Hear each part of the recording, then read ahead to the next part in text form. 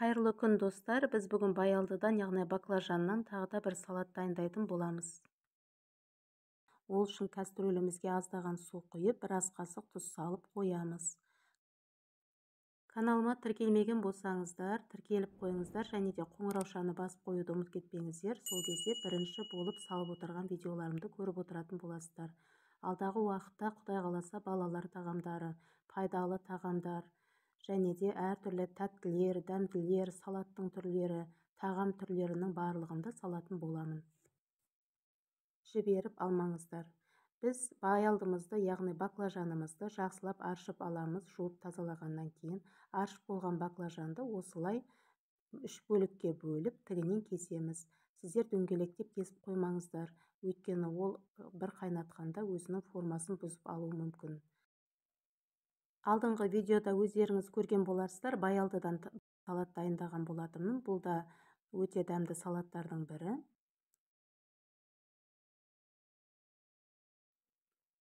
Алдын ала турап қойған баялдыны тұзды суымызға салып 20 минуттай қойып қоямыз. Біз бұл аралықта тәтті болгар бұрышы мен сарымсағымызды аршып тазалап дайындап аламыз. Сарымсақты майдалап турап қоямыз. Одан кейін тәтті болгар бұрышын ірі етіп тураймыз. Бұл салатты сіздер де дайындап көріңіздер, өте дәмді шығады, және ерекшелігі ешқандай майға қуырмаймыз. Қазір жасалу барысын барлығын көрсететін боламын. Және де салатты мен көп қып баспаймын. Жарты литрлік банкіден немесе 1 литрлік банкіден ары кетсе 4 банкі, 3 банкі, 5 банкі шығатын қылып 2-3 түрлі салат басамын. Міне біздің болгар бұрышымыз да, сарымсағымыз да, баялдымыз да дайын болды. Кастрөлге тұзды суға салып қойған баялдыны сүзіп алатын боламыз.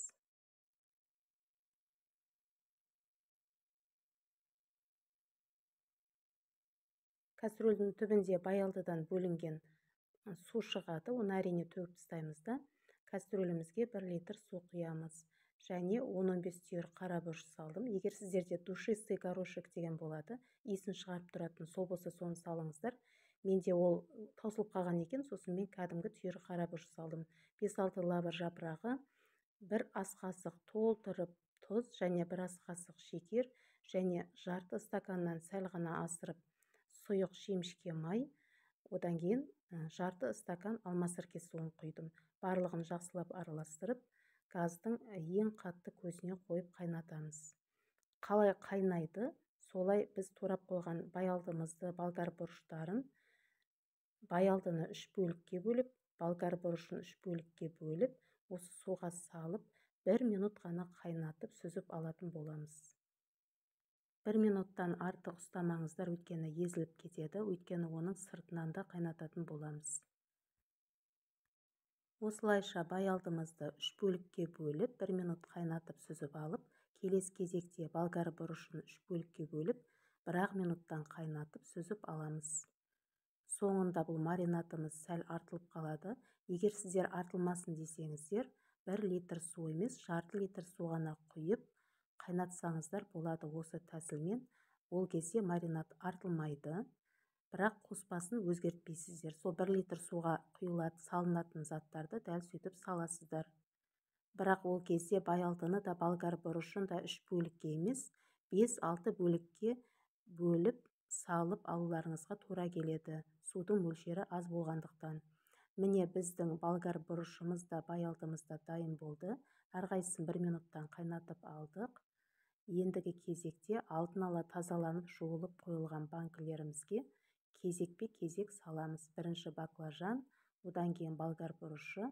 Арасында егер зелен ұнатсаңыздар, зелен сап жерсеңіздер болады. Ол бірақ өз қалауларыңызбен. Банкілеріңізді алдын ала жуып, тазалап, стерилдеп алыңыздар. Оны алдыңғы видеода көрсеткен болатынмын. Және қақпақтарды 2 минуттан қайнатып алу керек. Осы тәсілмен қабат-қабат қып сала береміз. Яғни баклажан, келесіде болгар, одан кейін зелендеріңіз болса зелен. Зеленнен менде ақ желкен, яғни петрушка екен. Сіздерде укроп немесе кинза болса салсаңыздар болады. Әрине өз қалауларыңызбен. Зеленді ұнатпайтындар салмай-ақ қойсаңыздар да өздеріңіз білесіздер.